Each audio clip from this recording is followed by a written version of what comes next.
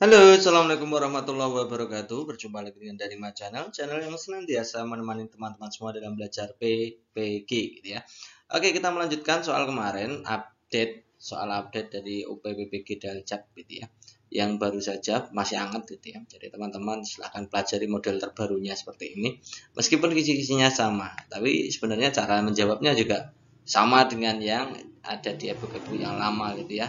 Sama ketika di pretest itu juga sama cara menjawabnya, gitu ya.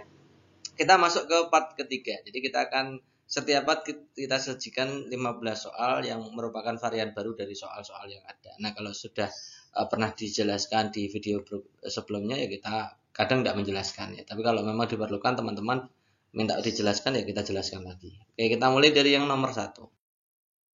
Oke, kita mulai yang pertama. Alat peraga berbentuk limas segitiga siku-siku beraturan seperti pada gambar akan dimasukkan ke dalam kardus ukuran 1 x 1 x 1 meter kubik, gitu ya. Gambarnya di situ sudah ada. Nanti teman-teman akan disajikan gambar seperti ini ya. Manakah pernyataan berikut yang benar? Dilihat opsi pilihan gandanya. Apakah ada 4 alat peraga yang bisa masuk ke dalam kardus dan masih ada tempat kosong? B. 4 peraga yang bisa masuk ke dalam kardus dan semuanya penuh. Yang C, kardus hanya bisa menampung 2 alat peraga. Yang D, rasanya kardus akan menampung 5 alat peraga. Atau yang E, ada 6 alat peraga yang bisa masuk ke dalam kardus. Oke, kita akan buat simulasinya. Pertama kita buat kardusnya, gitu ya. Seperti ini, kita kasih nama ABCD supaya nanti teman-teman itu lebih jelas. Tentunya kita bisa membuat yang pertama ini, teman-teman. Nah, ini ya. Jadi uh, limasnya adalah limas HADC ya. Kemudian ada yang kedua itu yang warnanya hijau itu untuk menggaris. Jadi yang kedua itu namanya FABC, gitu ya. Kemudian yang ketiga itu namanya AEFG AFH ya. Kemudian yang keempat bisa pakai yang ini. Jadi FGH, CFGH. Jadi ada 4 memang, dan itu masih ada tempat-tempat kosong, gitu ya. Masih ada tempat-tempat kosong. Di bagian bawah itu kan belum ada, gitu ya. Ada tempat kosongnya, gitu ya teman-teman ya. Jadi jawaban yang paling tepat adalah opsi A.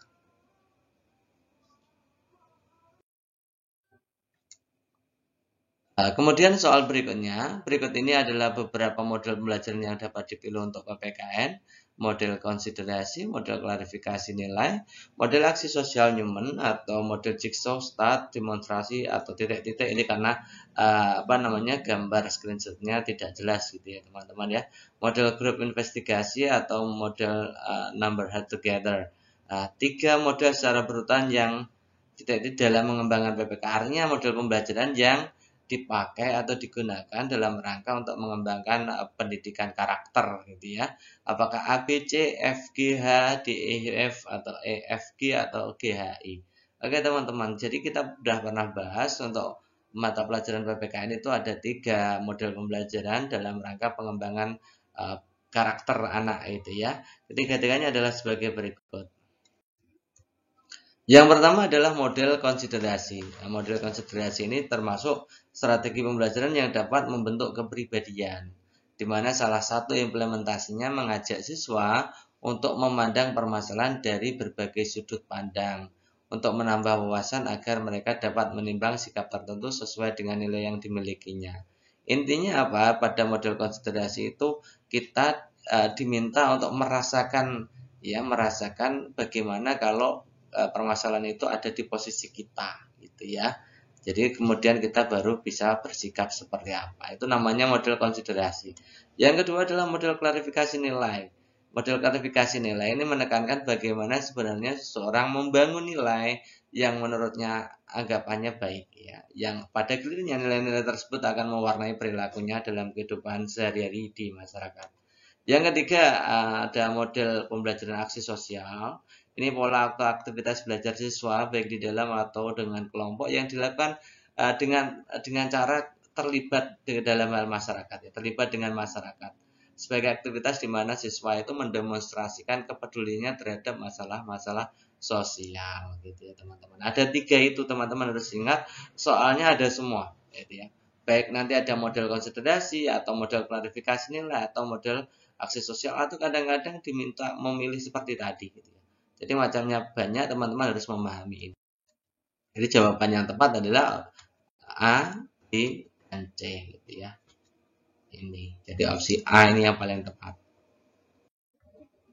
Berikutnya, pada peristiwa kerusuhan 13-14 Mei 98, penjarahan dan pengerusakan terhadap milik keturunan Cina di Indonesia, Anda diminta melakukan evaluasi terhadap peristiwa tersebut dengan beberapa penyakit budaya, stereotip, rasisme, prasangka, etnosentrisme, kambing hitam. Nah, menurut Anda, apakah kerusuhan Mei 98 itu disebabkan motif politik dan keseruan ekonomi yang memanfaatkan penyakit budaya titik-titik gitu ya.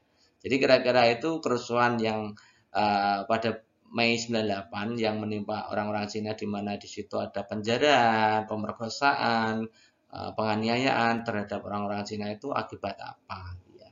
Oke, kita akan bahas satu persatu, jadi teman-teman nanti bisa menganalisa apakah 1, 2, 3, 4, 5 itu yang paling cocok gitu ya. Prasangka itu sikap yang bisa positif, bisa juga negatif, tapi umumnya biasanya memang negatif gitu ya. Ini berdasarkan keyakinan, tidak berdasarkan fakta atau bukti.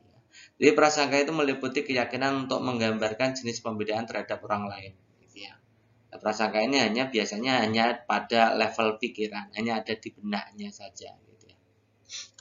Kemudian yang kedua adalah stereotip, itu penilaian terhadap seseorang hanya berdasarkan persepsi. Ya, terhadap kelompok di mana orang tersebut dapat dikategorikan. Contohnya orang Cina pelit, orang Cina tidak nyaman dan lain-lain, itu stereotip ya. Kemudian yang ketiga diskriminasi. Nah, kalau prasangka tadi hanya di pikiran, kalau diskriminasi itu sudah melalui tindakan gitu ya. Perilaku menerima atau menolak seseorang karena berdasarkan keanggotaannya gitu ya. Itu ya, ada 3. Kemudian ada etnosentrisme, itu persepsi atau pandangan yang dimiliki oleh masing-masing individu menganggap bahwa kebudayaannya lebih baik daripada budaya orang lain gitu ya. Jadi memandang baik buruknya budaya orang lain itu dari budaya kita, dan itu tidak benar. Itu namanya etnosentrisme. Kemudian kalau rasisme, teman-teman saya kira juga tahu, ini membedakan manusia berdasarkan warna kulit, bentuk wajah, dan lain-lain gitu ya. Contoh kasus di Papua itu rasisme gitu ya, salah satu. Kalau etnosentrisme contohnya banyak, misalkan kebudayaan Carok di Madura itu ya. Itu menurut kita itu buruk, tapi menurut mereka baik. Jadi kita tidak boleh menghakimi mereka dari sudut pandang budaya kita. Gitu ya. Yang terakhir adalah kambing hitam atau scapegoating. Gitu ya. Kambing hitam mengungkapkan kalau individu tidak bisa menerima perlakuan tertentu yang tidak adil, maka perlakuan itu akan dapat ditanggungkan kepada orang lain. Contoh yang kambing hitam itu contohnya ya Petrus, itu kambing hitam. Kalau rasis Papua. Kalau etnosentris itu contohnya kerusuhan di antara suku Madura dan suku Dayak itu loh ya. Kerusuhan di Kalimantan itu ya. Itu etnosentrisme gitu ya. Jadi yang ada hubungannya dengan peristiwa 13-14 Mei 98 itu ya stereotip yang menganggap bahwa orang Cina itu pelit, orang Cina itu serakah gitu ya. Rasis juga karena membedakan warna kulit. Jadi kita membedakan antara suku kita dengan sukunya Cina gitu ya. Rasis juga. Kemudian juga prasangka. Artinya kita itu mungkin saja berprasangka ketika itu ya. Ketika terjadi peristiwa itu banyak orang-orang Indonesia itu menyangka bahwa orang-orang Cina itu banyak korupsi dan lain-lain. Padahal belum ada buktinya. Ya, jadi ada 1, 2, 3 yang merupakan penyakit budaya karena kerusuhan 13-14 Mei 98. Jadi jawaban paling tepat adalah opsi D. Ya. Kemudian soal berikutnya, kode moral seseorang berkembang melalui interaksi dengan model. Nah, sebagai model, orang tua memberikan contoh aturan moral yang kemudian diinternalisasikan oleh anak. Nah, setelah terinternalisasi, kode moral akan menentukan perilaku mana yang mendapatkan hukuman atau tidak. Nah, menyimpang dari kode moral akan menentukan penyesalan atau mencela diri. Nah, teori yang menyatakan bahwa rasa mencela diri setelah melanggar standar akan menjadi sumber motivasi untuk menjaga perilaku adalah titik-titik. Jadi fokus kita di situ adalah interaksi model. Jadi kita sebagai model gitu ya teman-teman. Orang tua sebagai model. guru sebagai model. Itu teori yang apa? Ini jawaban yang paling tepat opsi E, teman-teman. Kalau modeling itu teorinya Kas Bandura. Nah, kalau teman-teman belum mengenal teori Bandura, saya berikan penjelasannya sedikit gitu ya tentang teori Bandura. Jadi menurut Albert Bandura atau bahasa lainnya, teorinya yang paling terkenal adalah teori meniru atau modeling. Itu mengemukakan bahwa peserta didik belajar melalui kegiatan meniru. Jadi pengertian meniru bukan berarti mencontek, akan tapi meniru hal yang dilakukan oleh orang lain, khususnya guru. Makanya dinamakan modeling gitu ya. Guru dalam menyampaikan pelajarannya harus memberikan metode-metode yang mudah untuk dipahami dan diikuti oleh siswa-siswanya. Hal ini dilakukan agar siswa lebih mudah untuk memilih metode mana yang akan diikuti dan diterapkan dengan mengerjakan soal ya. Itu jelas sekali itu modelingnya gitu ya. Individu mengamati model bila ia percaya bahwa dirinya mampu mempelajari atau melakukan perilaku yang dimodelkan. Jelas ya. Ada prinsip-prinsip ya. Ada prinsip imitasi, kemudian modeling, ya, kemudian respon dan lain-lain, itu banyak sekali. Ya, teman-teman bisa baca sendiri ya. Ini tentang teori model. Maka jawaban yang paling tepat adalah opsi E. Berikutnya, salah satu indikator di kelas rendah adalah titik-titik yang 3.5 ya. Menggali informasi tentang cara-cara perawatan tumbuhan dan hewan melalui wawancara dan atau eksplorasi lingkungan.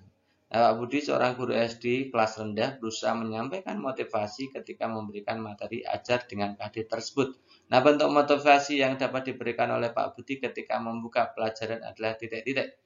Jadi kalau kita lihat opsi pilihan gandanya, silahkan teman-teman lihat opsi pilihan gandanya.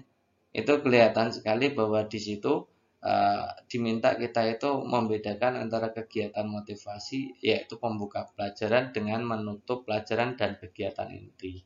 Jadi kegiatan membuka pelajaran itu tidak sama dengan kegiatan inti, tidak sama dengan kegiatan penutup. Kita langsung saja ya. Yang opsi A, membuat kesimpulan tentang jenis-jenis dan lain-lain seterusnya, itu baca sendiri. Membuat kesimpulan itu biasanya letaknya di mana? Jelas sekali itu kegiatan penutup pelajaran, bukan pembuka gitu ya. Kegiatan penutup. Kemudian memberikan pesan agar agar selalu hati-hati. Nah, pesan dan kesan itu juga masuknya di refleksi. Refleksi pembelajaran tentu saja ada di kegiatan penutup. Kemudian membagikan kuis. Kuis itu termasuk evaluasi. Evaluasi itu masuk di kegiatan penutup juga. Ya, bukan membuka ya. Menceritakan petani kecil yang sukses yang merawat kelincinya dengan benar. Nah, ini motivasinya, ini kegiatan pembukanya yang ini. Kemudian membagikan tugas untuk mengamati hewan piaraan. Nah, ini pengamatan terhadap hewan piaraan di rumahnya. Ini bisa kegiatan penutup juga, ini pembagian tugas, ini PR gitu ya. Jadi ini juga kegiatan penutup. Maka jawaban yang paling tepat adalah opsi yang B. Next berikutnya. Harga jagung pada bulan April sampai dengan Agustus disajikan dalam grafik batang sebagai berikut. Nah, presentasi kenaikan harga jagung dari bulan Mei sampai Juni itu 25%. Maka harga jagung pada bulan Mei-nya berapa? Di situ dilihat teman-teman, Mei-nya X gitu ya, Juninya 6.300. Ya, kenaikannya adalah 25%. Oke, kita akan berikan pembahasannya, silakan teman-teman simak gitu ya. Ini gambarnya ya. Pertama, kita akan cari dulu kenaikan. Jadi kenaikan itu kan berarti 6.300 dikurangi X kan gitu ya. Kenaikannya berapa kan berarti 6.300 dikurangi X. Nah, kalau kita buat dalam persentase maka kan rumusnya gini. Nah, kenaikan dibagi harga awalnya dikali 100%. Kenaikan dibagi harga awalnya atau harga sebelumnya dikalikan 100% kan gitu. Mencari persentase kan begitu. Nah, kenaikannya tadi adalah 6.300 dikurangi X kan ya. Nah, harga awalnya X. Nah, gitu ya. Nah, tadi diketahui bahwa persentasenya 25%, maka kita tinggal masukkan 25% itu 6.300 dikurangi X dibagi X dikali 100. Nah, 100%-nya dipindah ruas, jadi 25% per 100% sama dengan 6.300 dikurangi X per X kan gitu ya. Nah, kalau 25% dengan 100% bisa disederhanakan masing-masing dibagi 25%, maka jawabannya 1/4 kan, berarti 1/4 sama dengan 6.300 dikurangi X per X. Nah, kalau sudah begini kalikan silang. 1 dengan X itu kan silangannya. 1 kali X itu X, 4 kali 6.300 tinggal dihitung ya, 25.200 ternyata. 4 kalikan X, 4X. Jadi X sama dengan 25.200 dikurangi 4X. Nah, 4X-nya pindah ke ruas kiri. Karena di situ negatif 4X, maka kalau pindah ruas kanan, ruas kiri, jadi positif. Jadi X tambah 4X kan jadi 5X gitu ya. 5X sama dengan 25.200. Maka X-nya ya 25.200 dibagi 5. Ketemunya adalah 5.040. Jadi harga bulan Mei-nya atau X-nya itu adalah 5.040. Jawaban yang paling tepat adalah opsi yang ini, yang D gitu ya.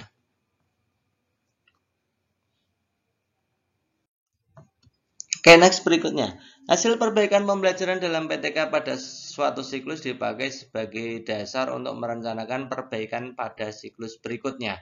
Nah, pihak yang tepat untuk menyebarluaskan hasil penelitian adalah titik-titik. Kepala sekolah, guru dan karyawan sekolah, peserta didik di kelas penelitian, dinas pendidikan setempat, atau guru dengan problem yang sama. Oke, berarti kalau kita bahas mengenai penyebar luasan, kita berarti mengenal tentang diseminasi ya. Diseminasi itu indikator pada 120 kelihatannya ya, indikator paling terakhir.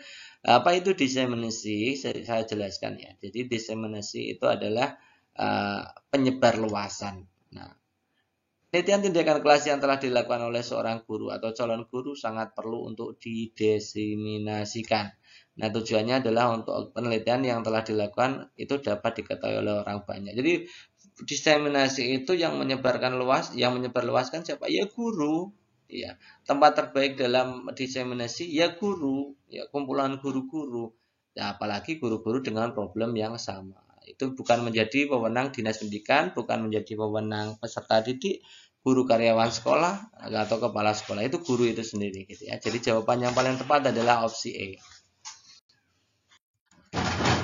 Perhatikan langkah-langkah metode ilmiah berikut. Ada menentukan hipotesis, menentukan prosedur kerja, menentukan variabel, mengumpulkan data, mengolah, dan menganalisis data.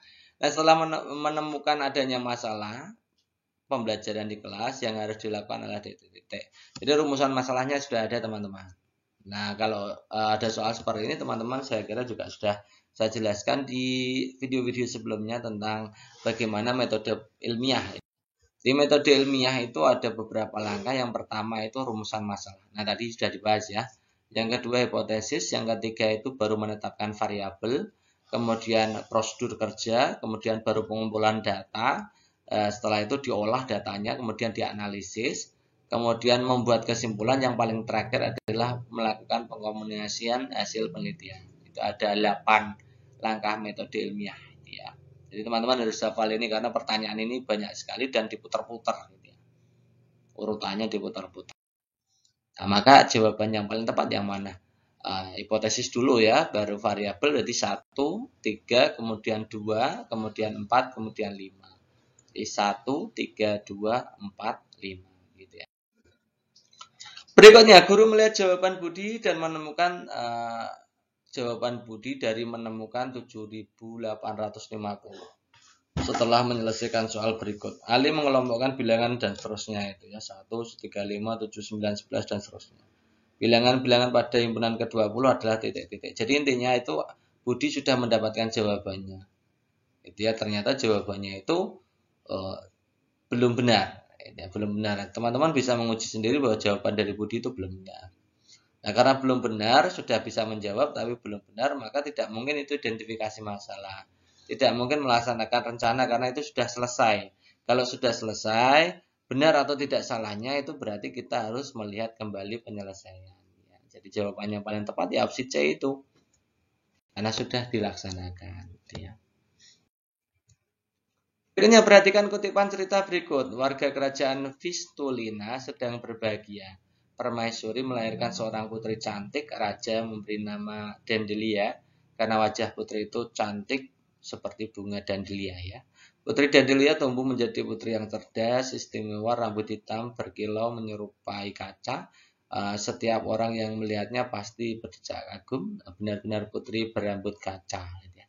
Komentar mereka. Gitu ya. Kemudian kehidupan berjalan dengan indah hingga suatu hari muncul malapetaka, kebakaran hebat meluluh lantakkan kerajaan Vistulina. Warga Vistulina menyelamatkan diri ke kerajaan Alnikota, tetangga mereka. Karena terburu-buru mereka tidak sempat membawa barang berharga selain baju yang melekat di badan. Struktur teks fiksi, ya, struktur teks fiksi kita sudah pernah bahas. Apakah resolusi, klimaks, konflik, orientasi atau kode? Oke, sebelum kita jawab ini, teman-teman harus paham dulu tentang struktur teks fiksi atau struktur teks narasi gitu ya. Jadi narasi itu pertama ada orientasi, itu bagian awal pengenalan tokoh, biasanya watak-watak tokoh, tempat awalnya. Ya. Kemudian komplikasi itu mulai ada masalah. Nah, kalau masalahnya itu puncak namanya klimaks. Klimaks itu kalau di struktur teks narasi masuk di komplikasi ya. Setelah komplikasi ada klimaks ya. Klimaksnya masuknya di komplikasi. Kemudian setelah klimaks baru resolusi itu penyelesaian masalah. Mulai ada titik terang menyelesaikan masalah. Kemudian yang bagian terakhir itu kode atau manasuka atau biasanya amanat ya. Pesan. Perubahan sikap tokoh itu juga kode ya. Nah, dari sini kita bisa ya. Nah, kalau di sini adalah awal mula diterangkannya tentang Dandelia. Jadi tokoh utama di sini adalah Dandelia. Dandelia baru dilahirkan, kemudian ciri-cirinya dan lain-lain, wataknya dan lain-lain gitu ya. Berarti itu masuknya di kegiatan orientasi karena baru awal sekali gitu ya. Baru mengenalkan tentang siapa Dandelia, bagaimana ciri-cirinya, itu berarti kegiatan pengenalan tokoh. Itu jawaban yang paling tepat, berarti opsinya D. Nah, ini ada beberapa media SD, mapel matematika ya. KD-nya akan membelajarkan tentang membandingkan dua bilangan pecah. Nah, media belajar atau alat peraga matematika yang paling sesuai. Kita lihat opsi A itu YouTube, teman-teman. Itu YouTube dan tulisannya di dalamnya itu materinya tentang membandingkan bilangan cacah gitu ya. Kemudian yang B itu sempoa. Yang C itu namanya timbangan bilangan, yang D itu garis bilangan gitu ya. Garis bilangan yang model seperti itu. Kemudian yang E itu adalah kartu bilangan gitu ya. Jadi teman-teman harus memahami masing-masing nama dari alat peraga ini gitu ya. Oke.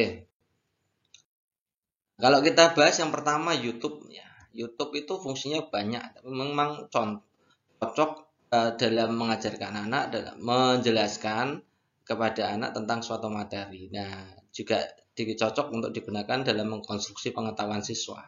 Gitu ya. Membandingkan bilangan bisa pakai video. Gitu ya. Kemudian yang kedua sempoa. Sempoa ini kalau kita ambil yang membandingkan sebenarnya bisa juga sih, tapi umumnya sempoa itu digunakan sebagai alat hitung cepat, jadi operasi bilangan, ya, keterampilan berhitung. Kemudian yang C ini garis bilangan yang ada kangurunya. Kalau ada kangurunya itu hubungannya operasi bilangan, gitu ya. Bentuknya operasi penjumlahan bilangan itu pakai kanguru seperti itu, gitu ya. Nah kalau misalkan garis bilangan saja itu bisa juga digunakan untuk pembanding dari dua buah bilangan. Yang E itu timbangan bilangan. Nah, timbangan bilangan itu juga hanya cocok untuk operasi bilangan. Gitu ya. Tidak cocok digunakan untuk membandingkan bilangan. Yang E itu kartu bilangan di situ jelas ya. Di situ kartu bilangan itu untuk operasi bilangan. Misalkan berapa itu 9 ditambah 10 berapa. Jadi bukan media untuk membandingkan bilangan. Jadi yang digunakan untuk membandingkan bilangan ya yang paling cocok ya yang A itu di antara B, C, D, E gitu. Nah, jawaban yang paling tepat adalah opsi A. Masuk ke nomor 2. Nanti teman-teman akan disajikan KD ya.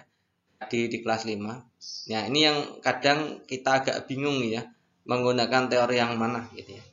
Oke, saya jelaskan dulu. Di beberapa soal yang terdahulu kita sudah pernah bahas.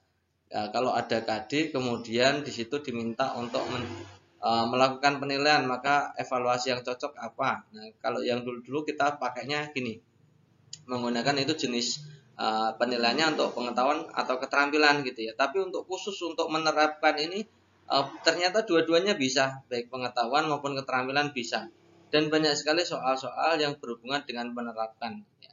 Itu hubungannya dengan keterampilan dalam menggunakan pemanfaatan terhadap dunia nyata. Itu biasanya seperti itu gitu ya. Oke, kita bacakan soalnya salah satu KD kelas 5 itu adalah menerapkan sifat-sifat bunyi dan keterkaitannya dengan indera pendengaran. Ya, kemarin kita sudah pernah bahas kalau ada KD itu yang teman-teman cermati, yang pertama KKO-nya atau kata kerja operasionalnya. Yang kedua adalah materinya. KKO-nya menerapkan gitu ya. Bisa masuk di C3 yang kognitif atau pengetahuan, bisa masuk di psikomotorik juga atau keterampilan juga. Nah, materinya adalah sifat-sifat bunyi dan keterkaitannya dengan indera pendengaran. Oke. Pak Rahmat, guru kelas 5 menetapkan indikator pembelajaran sebagai berikut. Nah, setelah melakukan percobaan sederhana, ini di garis bawah ya teman-teman, percobaan sederhana. Jadi melakukan percobaan gitu ya. Peserta didik mampu menerapkan sifat bunyi pada indera pendengaran dalam kehidupan sehari-hari. Nah, ini ketercapaian tujuan pembelajaran tersebut menggunakan alat evaluasi apa? Nah, oke, kita bahas ya. Sekarang kita lihat, karena di situ materinya adalah sifat-sifat bunyi dan keterkaitannya dengan indera pendengaran, maka otomatis sifat ya. Maka ciri-ciri bunyi pantul ini dan ini jelas salah ya. Sifat bunyi, isian singkat dan isai, padahal di situ adalah percobaan gitu ya. Dan menerapkan itu levelnya di atas itu karena menjelaskan dan isian singkat ini maksudnya di C1 C2 gitu ya, jelas bukan ya. Menerapkan itu di C3. Kalau menjelaskan, menyebutkan, apalagi bentuk-bentuk isian singkat itu masuknya ada di C1, C2. Oke. Kemudian ada pilihan ganda ciri-ciri bunyi pantul. Nah, ciri-ciri bunyi pantul ini bukan termasuk sifat-sifat bunyi. Ini tidak cocok gitu ya. Kemudian ya berarti jawabannya kalau tidak B ya kita B lihat ya, menjodohkan pernyataan nama alat musik dengan cara memainkannya. Nah, cara memainkannya ini ada hubungannya tidak dengan sifat-sifat bunyi? Tidak, yang lebih tepat adalah opsi E, lembar pengamatan keterampilan merancang alat dan bahan untuk membuat model trompet. Jadi itu ada hubungannya dengan sifat-sifat bunyi. Kak, lah itu kok pengamatan keterampilan itu harusnya kan di keterampilan. Nah, tadi saya sudah mengatakan untuk yang tadi menerapkan ini bisa masuk di C3, bisa masuk di keterampilan juga. Gitu ya. Jadi jawabannya E. Kemudian berikutnya ada soal tentang globalisasi. Ya, nanti teman-teman akan disajikan langsung saja ya penyajiannya ya. Perhatikan pernyataan berikut. Pemimpin politik dunia otoriter, polusi udara, pesatnya informasi telekomunikasi, penipisan sumber daya alam, munculnya aliran keras berlatar belakang agama, pemusnahan biodiversitas, kemudian ledakan populasi penduduk. Permasalahan yang menjadi tanggung jawab warga negara global. Kemarin kita sudah pernah bahas ya, warga negara global itu warga seluruh dunia. Jadi apa yang ditanggung oleh seluruh dunia? Gitu ya. Kalau pemimpin otoriter, memang ada beberapa di belahan dunia ini yang otoriter, tapi kan tidak semua. Misalkan di Arab itu pakai monarki. Jadi tidak ada hubungannya dengan tanggung jawab warga negara global. Gitu ya. Kemudian polusi udara apakah dirasakan oleh semua warga dunia? Ya B itu masuk. Pesatnya informasi dan telekomunikasi itu apakah dirasakan semua? Belum tentu juga gitu ya. Belum tentu juga, ada beberapa daerah yang memang tidak menggunakan itu. Yang di penipisan sumber daya alam ini jelas ya. Jadi semua hampir di seluruh belahan dunia itu mengalami penipisan sumber daya alam gitu ya. Munculnya aliran keras yang berlatar belakang agama itu hanya ada di beberapa wilayah saja, misalkan di Timur Tengah gitu ya. Jadi bukan termasuk tanggung jawab warga negara global. Pemusnahan biodiversitas itu jelas itu masuk di tanggung jawab warga negara global terhadap ekologi gitu ya. Tadi kemarin kita sudah pernah bahas ya. Jadi tanggung jawab global itu ada di bidang ekologi, ledakan penduduk, kemiskinan dan lain-lain gitu.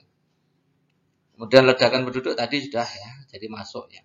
Jadi kalau kita analisa yang menjadi tanggung jawab warga negara global ya polusi udara, penipisan SDA, pemusnahan biodiversitas, kemudian ledakan penduduk ya. Jadi jawaban yang tepat adalah B, D, F, G.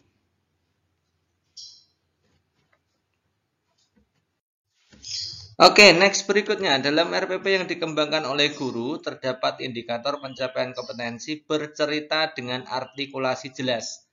Ya, saya ulangi lagi, bercerita dengan artikulasi jelas, ekspresif, intonasi yang tepat dan penuh percaya diri. Nah, kegiatan pembelajaran inti yang dapat memberikan pengalaman belajar bermakna kepada peserta didik. Nah, teman-teman harus memahami belajar bermakna itu apa sih? Nah, kalau kita mengingat belajar bermakna itu erat kaitannya dengan teorinya Edgar Dale. Gitu ya. Semakin bermakna, semakin banyak ya pengetahuan yang diserap. Kita lihat apakah melakukan tutorial teman sebaya, mengamati video. Nah, kalau melakukan tutorial teman sebaya itu seperti diskusi gitu ya. Pengamatan video itu berarti pakainya media. Melakukan simulasi, melakukan diskusi, kemudian melakukan demonstrasi. Ya. Tadi saya sudah mengatakan ya, kalau menjawab soal ini, kalau ada hubungannya dengan pengalaman belajar yang bermakna, teman-teman harus mengingat kerucut Edgar Dale. Kerucut Edgar Dale itu seperti apa? Oke, kita ya. Nah, ini Edgar Dale. Kalau teman-teman belajar hanya dari membaca, maka daya serapnya hanya 10%. Artinya tidak bermakna bagi siswa, kurang bermakna. Mendengarkan sampai ke 20%. Kemudian melihat gambar, melihat video, melihat demonstrasi itu 30%. Terlibat dalam diskusi itu sampai 50% pengalamannya. Kemudian presentasi itu sampai 70% ya, tinggi lumayan ya. Jadi teman-teman kalau mengajar ya sampai presentasi juga gitu ya. Kemudian bermain peran, melakukan simulasi itu bermain peran itu salah ya. Bermain peran bukan peras ya. Bermain peran, melakukan simulasi bukan emulasi, simulasi. Kemudian mengerjakan hal yang nyata itu sampai 90%. Paham ya teman-teman? Jadi semakin pengalaman yang didapat semakin bagus, semakin bermakna, maka materi yang diserap siswa atau daya serap siswa itu semakin tinggi persentasenya. Oke, gitu ya. Nah, sekarang kita kembali ke soal kalau melakukan tutorial teman sebaya itu maksudnya didiskusi. Jadi kurang gitu ya. Mengamati video itu juga kurang. Melakukan simulasi. Nah, simulasi ini sampai 90%. Diskusi itu juga kurang, demonstrasi juga kurang. Jadi jawaban yang paling tepat ya opsi C.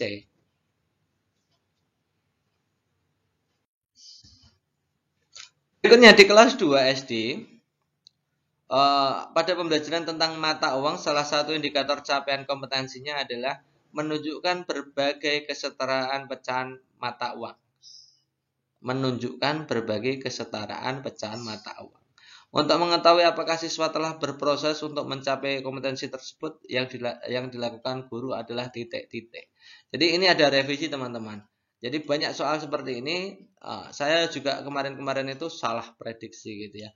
Salah prediksi dalam menjawab. Ternyata sederhananya begini, keterampilan berproses itu berarti belum mencapai tahap akhir dalam pembelajaran. Saya ulangi, keterampilan berproses itu berarti belum sampai tahap akhir dalam pembelajaran. Nah, tidak dilihat dari hasil belajarnya, hasil belajar akhirnya. Tidak dilihat dari tes akhirnya, bukan. Tapi proses dalam pembelajarannya. Misalkan dalam LKPD itu masih dalam proses mengerjakan seperti itu. Ya, belum sampai tahap akhir. Gitu ya, itu namanya keterampilan berproses. Nah, kalau kita lihat opsi A, guru menjelaskan bahwa uang 1000 setara dengan 2 keping uang 500 di depan kelas, sembari mencatat siswa yang tidak mendengarkan. Ini bukan keterampilan berproses, tapi fokusnya adalah masih dalam tahap awal pembelajaran. Kemudian mencatat siswa yang tidak mendengarkan ini maksudnya disikap. Jadi bukan keterampilan proses. Yang dinilai yang A itu hanya keterampilan kognitifnya, yang fokusnya hasil belajar dan sikapnya saja. Ya, jadi bukan A. Yang B memberikan acungan jempol kepada kelompok yang berhasil memahami masalah. Ini ada kata-kata berhasil memahami masalah. Ini berarti bukan berproses tapi sudah hasil akhir belajar. Memahami masalah itu namanya hasil akhir belajar. Gitu ya. Yang C bertanya, apakah ada yang tidak paham tentang uang yang setara? Ini ada pertanyaan. Kemudian apa langkah selanjutnya? Nah, ini kata kuncinya teman-teman. Jadi nanti kalau ada setiap kali ada soal seperti ini, pilih yang ada kata-kata langkah selanjutnya. Itu artinya masih dalam tahap proses. Saya ulangi lagi ya. Ini tolong nanti yang video jangan tanya lagi ya. Di video-video sebelumnya saya berpikirnya tidak sampai ke situ. Jadi saya mohon maaf ada kesalahan dalam menjawab gitu ya. Jadi nanti untuk yang revisi terbarunya, teman-teman kalau ada soal seperti ini, cari yang ada kata-kata langkah selanjutnya. Itu namanya keterampilan berproses gitu ya. Maka jawaban yang tepat opsi C ini.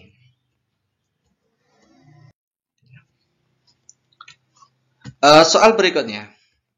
Ngaben merupakan upacara yang dilakukan oleh umat Hindu di Bali yang ditunjukkan kepada leluhur.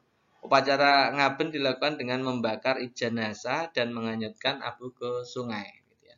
Secara konseptual memiliki makna dan tujuan melepaskan sang atma atau roh dari belenggu keduniawian sehingga dapat mudah bersatu dengan Tuhan. Nah, untuk mengembalikan segala unsur pembangun badan kasar manusia kepada asalnya agar tidak menghalangi perjalanan roh serta simbolisasi keikhlasan pihak keluarga. Norma ini termasuk apa? Apakah fashion, more custom, mode, atau usage ya? Nah, kita sudah pernah bahas ya.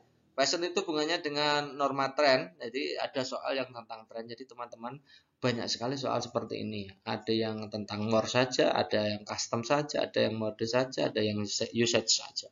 Jadi teman-teman harus paham masing-masing dari fashion, more, custom, mode, usage, dan low. Low ini belum dibahas di sini. Jadi kita fokusnya nanti saya mau yang fashion sudah pernah kita pelajari ya. Yang low teman-teman juga pasti sudah tahu. Sekarang kita akan belajar yang more, custom, mode, dan usage. Kalau usage itu terkait dengan cara melakukan sesuatu.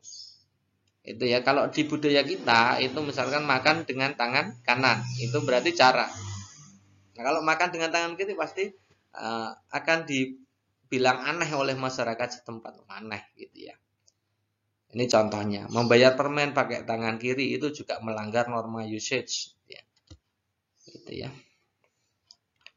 Kemudian folkways itu kebiasaan. Jadi ada cara, kalau cara tadi hanya dibilang aneh oleh orang. Kalau folkways ini agak lebih tinggi, ini kebiasaan. Nah, contohnya adalah memberi tempat duduk pada ibu hamil dan lansia di kendaraan umum. Ini kan hal yang sudah menjadi pembiasaan. Seandainya tidak diberikan ya tidak apa-apa, tidak mendapatkan hukuman. Mungkin ya cuma diejek kecil-kecilan gitu aja ya. Tidak melanggar kebiasaan yang ada. Contoh lain adalah memberikan salam ketika bertemu gitu ya. Itu juga termasuk folkways.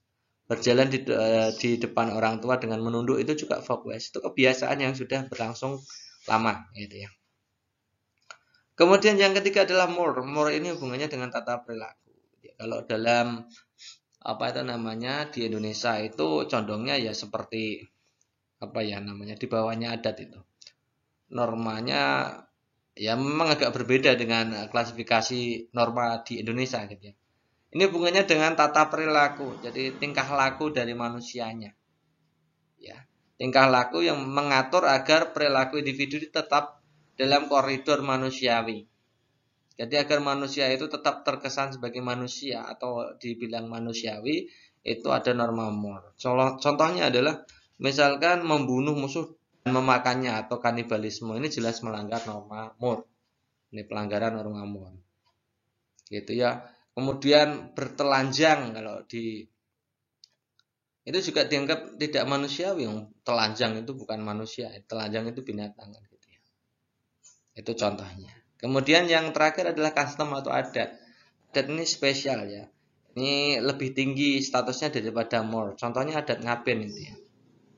Adat-adat ya, pernikahan adat dan lain-lain itu contoh dari custom atau adat. Nah, ini ada dua lagi sebenarnya yaitu norma tren. Tren itu dengan norma mode hampir sama. Kemudian yang terakhir adalah law atau norma hukum. Jadi teman-teman juga pasti sudah paham kalau norma hukum, misalkan tidak memakai helm ketika berkendara di jalan raya, itu jelas melanggar norma hukum. Ada aturan jelas dari pemerintah, sanksinya dipenjara atau didenda. Itu ya.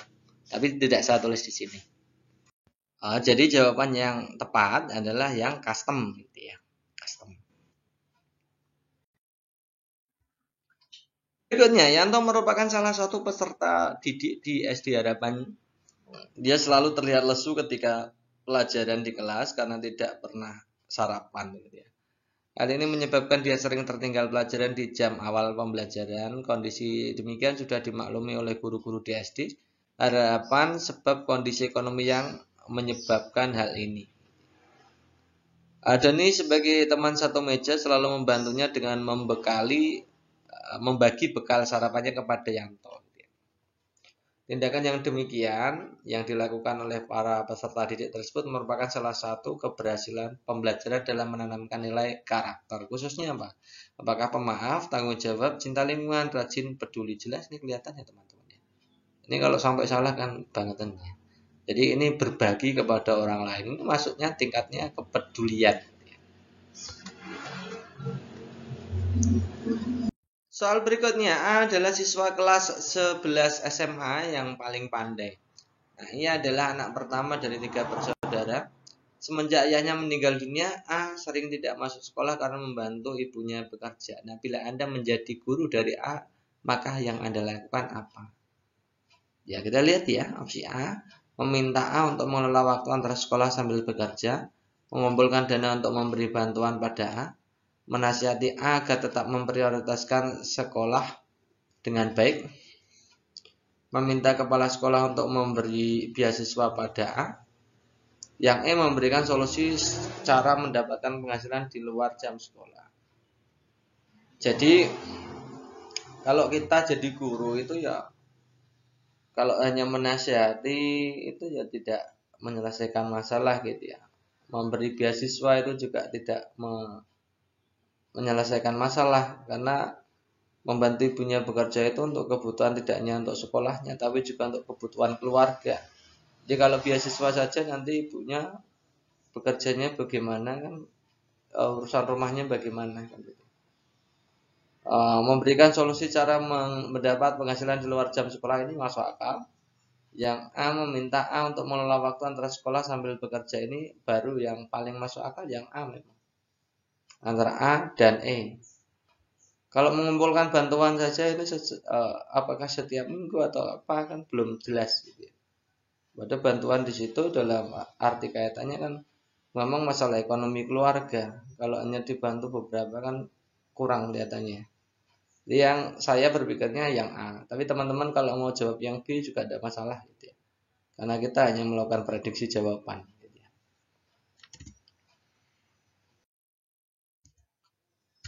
Kemudian ada soal seperti ini. Ini teman-teman akan disajikan soal model seperti ini. Pada gambar di HP ukuran panjang alas tingginya terukur 5 dan alas dan tingginya 5 dan 3 gitu ya. Itu di foto maksudnya ini. Kemudian jika pada gambar HP diketahui skalanya 1:60, maka luas papan reklame yang akan menutupi atap bagian depan rumah Pak Bowo berapa? Ya, kita langsung hitung saja. Jadi bentuknya itu reklamenya bentuknya segitiga. Nah, padahal di situnya di fotonya pakai ukur skalanya 1:60. Jadi kita hitung luas sebenarnya pakai rumus ini aja. Jadi menghitung luas sebenarnya itu bisa dengan luas gambar kalikan skala kuadrat. Gitu ya. Luas gambarnya kan setengah alas kali tinggi, bentuknya kan segitiga. Ya, setengah alas setengah AT itu artinya luas segitiga. Ya.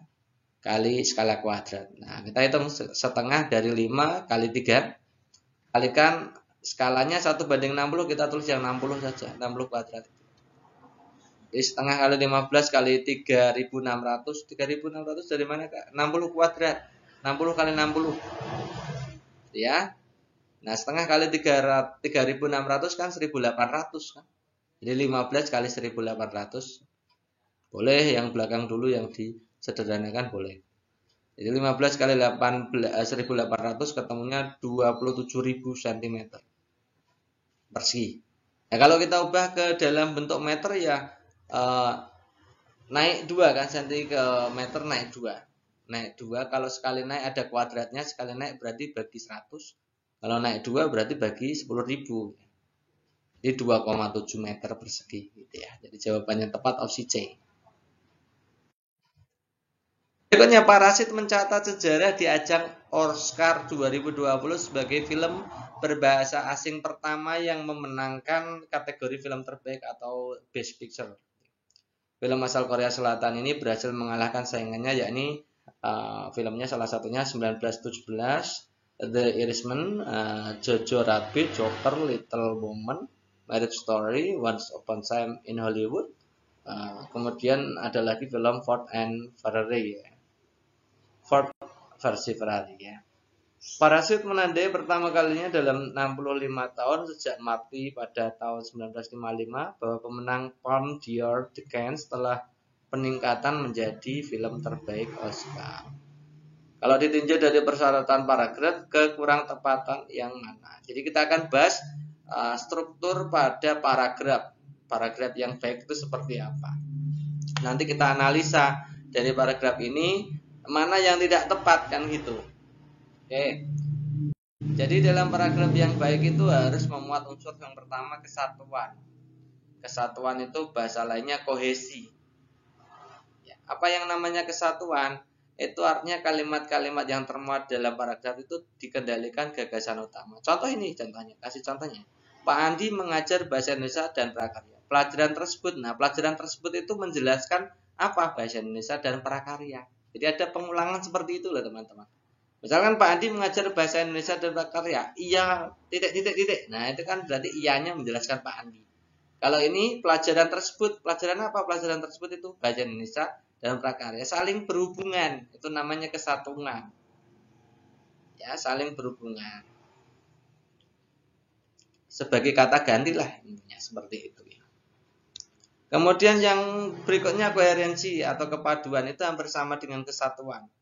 Tapi tidak ada frase kata, tidak ada kata atau frase kata yang berulang dengan bentuk lain. Nah, biasanya hanya maknanya masih nyambung gitu, intinya masih nyambung. Contohnya ini, belajarlah dengan giat, kamu bisa meraih cita-cita setinggi langit, kan tidak nyambung. Belajarlah dengan giat, dengan kamu bisa meraih cita-cita setinggi langit, itu tidak nyambung kan? Tidak kesatuan, bukan sejenis kesatuan ya, tapi coherence, tapi tetap coherence. Nah, belajar dengan giat, kamu bisa meraih cita-citamu setinggi langit. Nah, meraih cita-cita setinggi langit dengan belajar giat ini kan masih berhubungan. Itu masih itu namanya coherence, masih ada kepaduan, kecocokan antar kalimat. Kalau yang kesatuan tadi ada hubungan beberapa kata dalam kalimat, ada hubungan, ada satu kesatuan. Ya. Yang berikutnya ada kelengkapan. Yang namanya paragraf dianggap lengkap itu kalau ada kalimat utama, ada penjelasnya. Ada kala beberapa dari apa itu namanya tulisan dari teman-teman di blog atau apa itu ya, artikel-artikel yang ada di website itu kadang-kadang dari satu paragraf itu isinya utama semua, jadi tidak menjelaskan yang utama, tidak ada penjelasnya, tidak ada. Ada juga yang semuanya penjelas semua dan tidak ada kalimat atau gagasan utamanya, tidak ada. Yang namanya kalimat dianggap lengkap atau competence ya, itu jika ada gagasan utama, ada gagasan penjelas. Ada kalimat utama, ada kalimat penjelas, gitu ya. Yang keempat namanya paralel. Yang paralel itu sebagai contoh begini.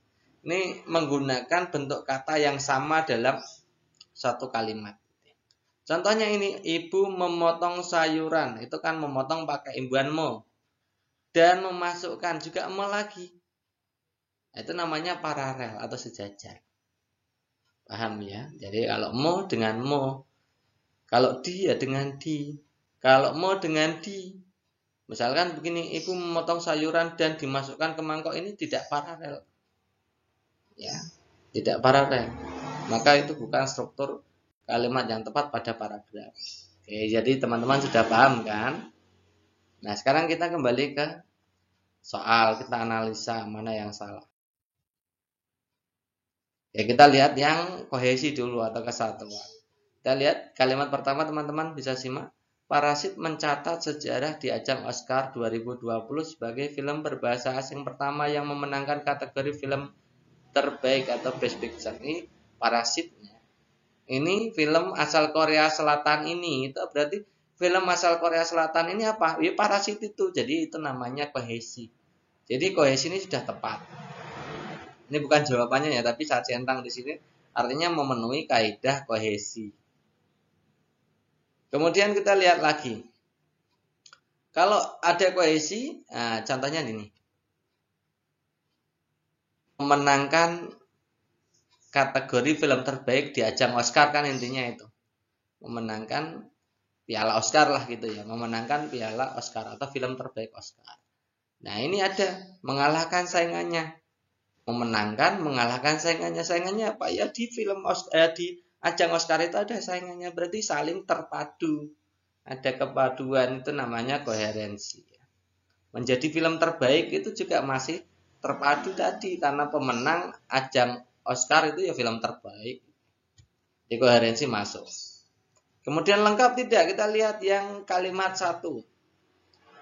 Parasit mencatat, ya, intinya gagas utamanya Parasit memenangkan kategori film terbaik di ajang Oscar, kan gitu. Kemudian yang kedua, film asal Korea itu berhasil mengalahkan ini dalam arti ini sebagai pelengkap. Menang itu dalam arti apa? Menang itu artinya mengalahkan beberapa saingannya. Ini menjelaskan kalimat pertama, kan gitu.